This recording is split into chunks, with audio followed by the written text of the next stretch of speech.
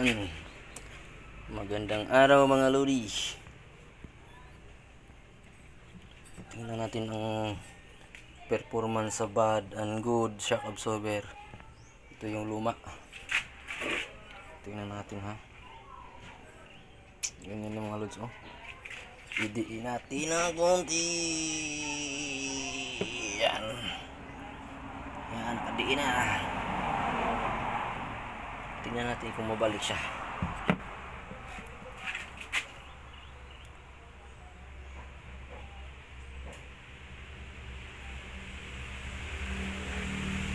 So, hindi siya bumalik.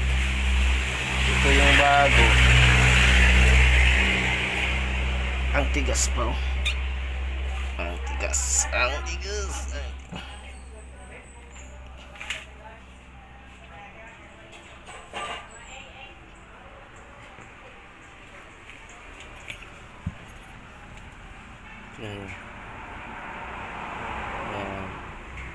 Gumagalaw talaga yung bago.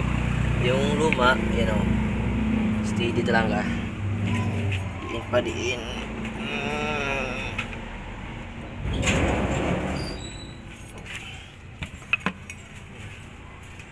Gumagalaw talaga siya.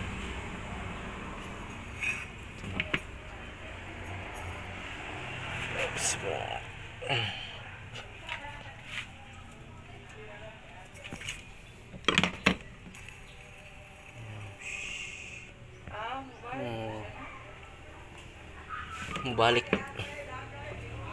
siya wala lagi.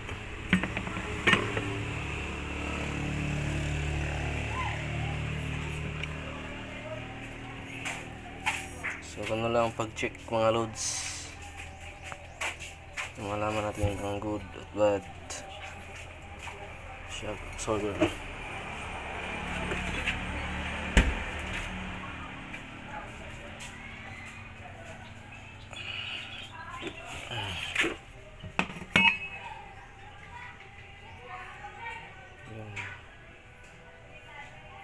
Ayan, so kapag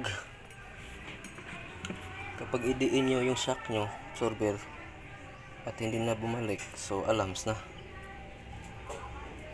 effective na yan. Sa pansin ko hindi na kasi, parang hindi na kasi ito ma-repair oh.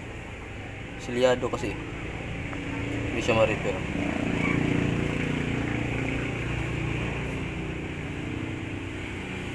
So yun lang mga lodi, yun lang pag-check ng good at bad shock absorber.